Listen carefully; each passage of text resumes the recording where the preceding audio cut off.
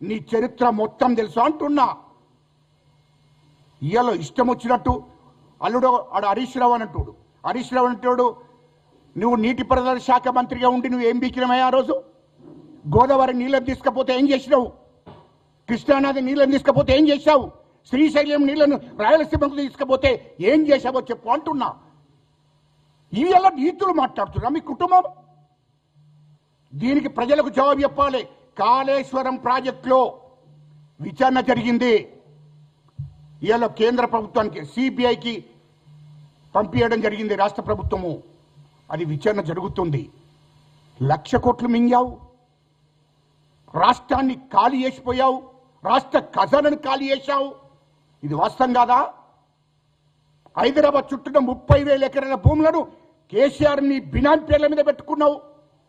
కేటీఆర్ బినామీ పేరు, హరీష్ రావు బినామీ పేరు మీద, సంతోష్ రావు బినామీ పేరు మీద.